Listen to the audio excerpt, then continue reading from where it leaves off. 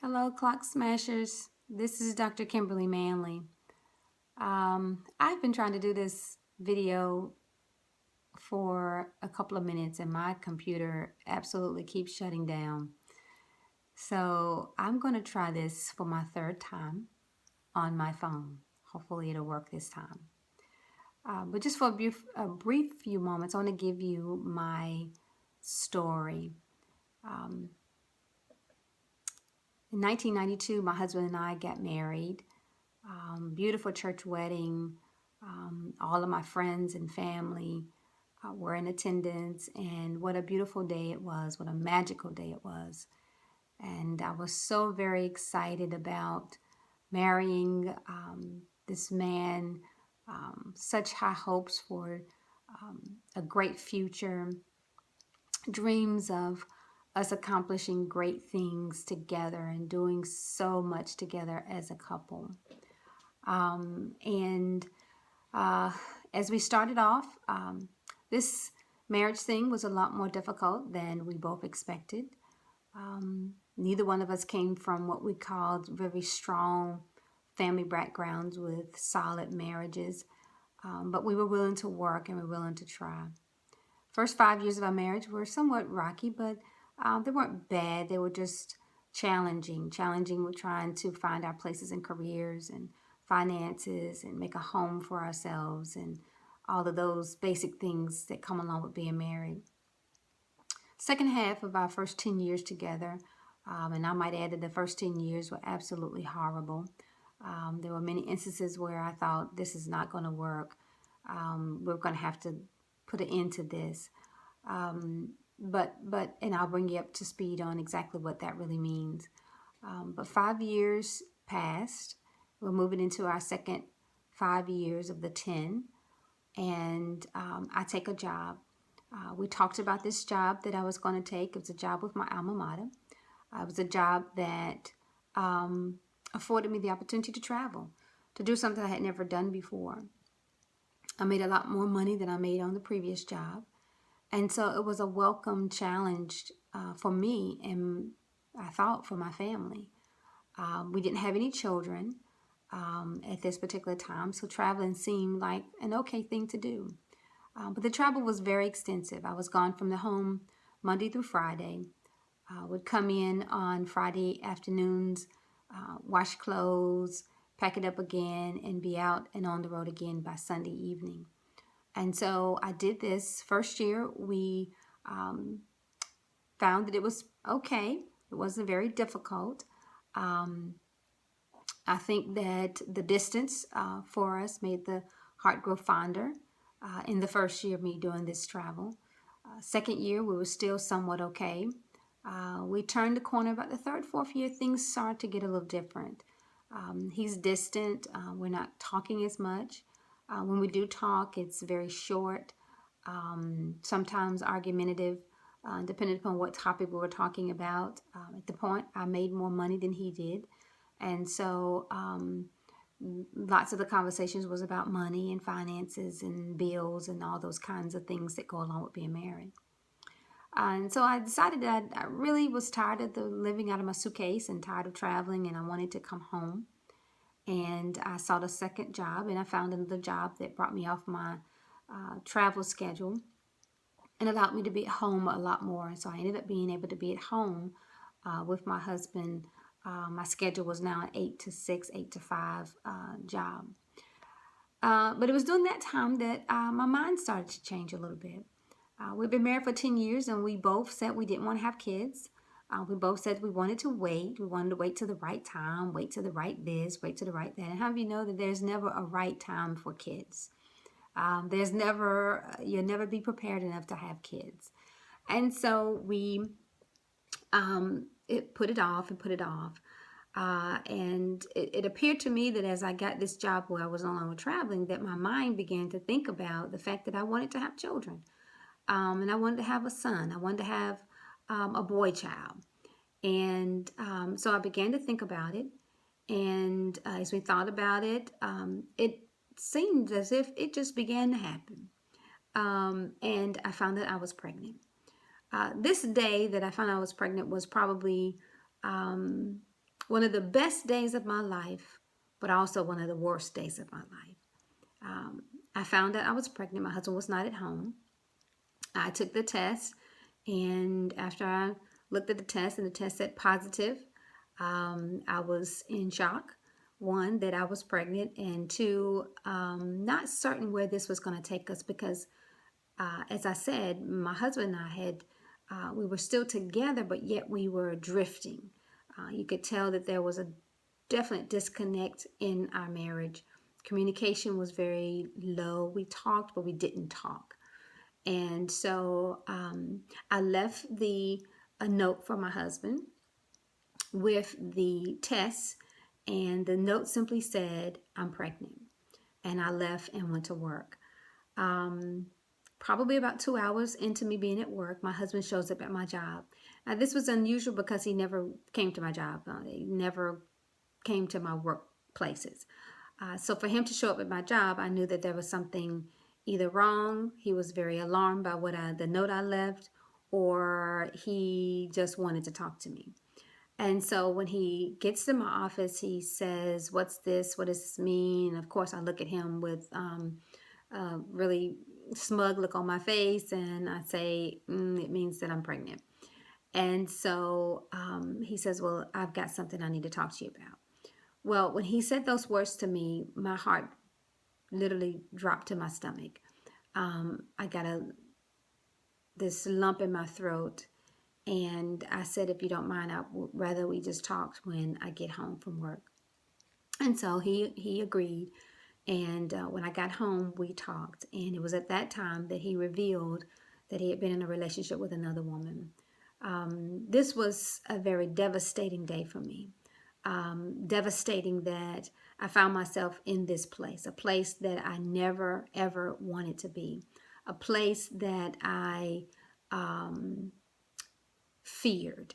I feared this place because growing up as a little girl, I didn't live with my biological father, but I lived with my stepfather. My stepfather cheated on my mother all of my life that I knew of. He would live with us for 6 months. In 6 months, he would move out and live with another woman. He would flaunt the other women in front of my mother. I found pictures of my father, my stepfather, with other women that were very inappropriate for me as a young child to find. And so I saw the anguish in my mother's face. I saw the tears. I saw the pain. I saw the depression that she went through. I saw the hardness of feeling alone and left that my mother went through as a result of my stepfather and his cheating with other women. And so I said as a little girl, I don't ever want to marry a man who cheats on me. I don't ever want to marry a man who would walk out on me for another woman. And so here I am. I find myself with the thing that I feared the most. I find myself between the rock and the hard place. And I'm asking myself the question, how did I get here? Just how did I find myself here? I thought I had done all the right things. I thought I was doing the things that were necessary. And sometimes as women, we feel like we are doing the things that's necessary. We're having sex with him. We're at home. We're not cheating. I'm not fussing and arguing. I am being the wife that I think I'm being. But what I didn't realize is that there were some things in my husband that he wasn't telling me. While I was traveling on the road, the communication got very, very difficult. I made more money, and so there were often times that our conversations were centered around money. And I remember times of being very condescending, very sarcastic, talking to him as if I was the boss. And what I didn't know is that those things were hurting him. Those were conversations and times that we talked that hurt him that he didn't tell me about. While I was traveling, I'd come home. I never told my husband no to sex, but while I didn't say no out of my mouth, my body was saying no. I really emotionally wasn't there. I was like like the woman laying there waiting on the mister to do his business. And so I wasn't there. And he picked that up. He knew that. But he wasn't saying it to me. There were times when I would come home and be so wrapped up in my assignment to go back out and do something else that I neglected him. He had built a world without me. And so a lot of our time wasn't connected. We weren't together. So I had to decide some things. Now that I'm pregnant, what am I going to do? Here I am faced with the thing I fear the most. Here I am between the rock and the hard place. And it seems like the rock and the hard place are about to suffocate me and take me out. I was very angry, very mad. Yes, women, I felt like Maria Bobbitt. I wanted to take a wire hanger and I wanted to cut it off and throw it in the trash. That's right. I wanted to throw it in the trash. I was angry. I was mad. I was frustrated. I had emotions that arose in me that I thought I had buried. There were things that came alive in me, lack of self confidence that I thought I had overcome. Low self esteem came back that I thought I had gotten to a place where I was fully confident in who I was and loved who I was, but not so. There were places in me that arose that I did not know were present as I faced this difficult place in my marriage. And I had to make a decision. Was I going to stay in this marriage? Well, I think, I believe, and I know I had every right to walk, but I wanted my child, the unborn child I was carrying, to have his father. I didn't know it was a boy child at the time, but I knew I didn't want my child to experience what I experienced. I never knew my biological father. I knew of him. I knew of his name. I knew what he looked like. I knew he lived in the same city with me, but I never had experience with. I never lived with him. I never could identify why I was the way I was because did my father act like that? I didn't want my child to be caught between my house and his daddy's house. I didn't want my child to be caught between knowing his dad and having an experience with his dad. I didn't want my child to grow up in a fatherless home, of which I grew up in, while my stepfather was there, but he never really was there. I lived in a fatherless home, and I didn't want my child to experience that. So that was my first why. The second why, as you may ask, why did I stay? Knowing that this man cheated on me, was because I wanted my husband. I wanted the relationship. I wanted to be married to this man. And so we both agreed that we wanted to be married. He apologized. He was very sorrowful. He cut the relationship off. I was thankful that he told me and that I didn't have to find it out. And so we decided to take this journey to recover our marriage, to get our marriage to the place that it was supposed to be. The day that we married and all the joy that we felt in marrying one another, to get that back and more. And so I had to do several things I had to do. I had to begin, first of all, I had to forgive my husband. I had to forgive him. I had to ask him to forgive me because I knew that there were some things I didn't do fully that I should have been doing. I didn't take the full responsibility on me for what he did. Yes, ma'am. Yes, ma'am. He did cheat, and I wasn't responsible for his actions, but I contributed to his actions by some of the things that I was saying and doing that he wasn't sharing with me that were painful and hurtful to him. One of the things I found out about my husband is that he valued me listening to him. I heard him, but I wasn't listening. He would tell me things, but I wasn't listening because I was so driven, I would talk over him. I had more to say than he had to say. And so I had to learn to listen to him, not just hear what he was saying, but listen to my husband. This required me studying the man that I was given.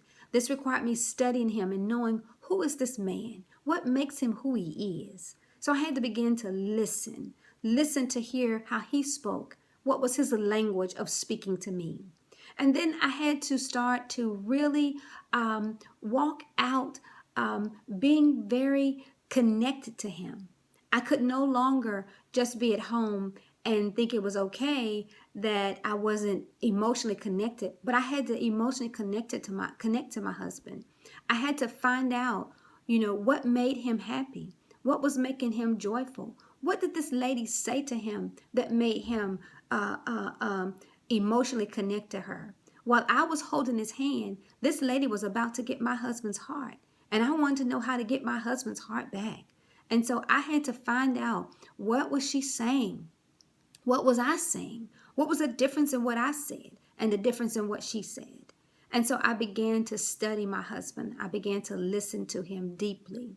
I took it upon me to start to arrange times for us to be together, times for us to do things fun together, things that rekindled joy, going out of town, being very, very attentive to my husband, not allowing myself to drift away because I was feeling some kind of way, feeling disappointed, or feeling like I didn't deserve this. Well, I didn't deserve it, but yet I had done some things that I knew contributed to where we were. And so I had to begin to look at me. Um, I began to say yes and not no with my body. Yes with my mouth, yes with my body. I began to connect with my husband in a real intimate way. Um, Not only just in an intimacy, but with being attentive and listening. What does he want from me now? Wives, we can't be so one way with the way we do things. We have to explore. It's okay to explore with your husband. Why? Because it's your bedroom. Nobody's in your bedroom but you. And so it's okay to explore. I was very conservative, if you will. There were certain things I just didn't want to do because I just didn't think it was something you should do. But I had to take the lid off my mind. I had to take the blinders off my eyes. I had to be open to doing some things that my husband desired, so that I could be his fantasy. I wanted to be his fantasy. I didn't want him to fantasize about other women. I wanted him to fantasize about me. And so I made it my goal to find out what he liked. I would get up in the mornings and dress a certain way in front of him so he could see me and get a picture and an image in his mind. I'm giving you guys some things right now that I did. I put images in his mind that he wouldn't forget for the full day. So he would rush home to be with me. And so I did things that were out of my box. I climbed out of my box. I climbed out of the four walls in my mind that kept me being closed and not open. Men are driven by response. I was a person who would shun off my husband's, when he would reach for me, I would shun it. But I began to turn that thing around, and when he would reach for me, I'd reach right back. These were the things that helped me and my husband come to a place now where we play, we are happy, we are in a place of love that we know we have never been before. And so I am here to help you put the love and affection you want back into your marriage. And I am going to provide you with the resources that are necessary to do just that. So if you enjoyed what I've said today, if anything that I've said today has connected with you, I want you to go to my Facebook page and do one of two things. Hit me up with a private message in my Facebook page, or I want you to go to this Facebook group, private group that I'm establishing called Married. Let's Play. I want you to be there. I can help you. I've got your tools. I know where you are. Join me. Married. Let's Play.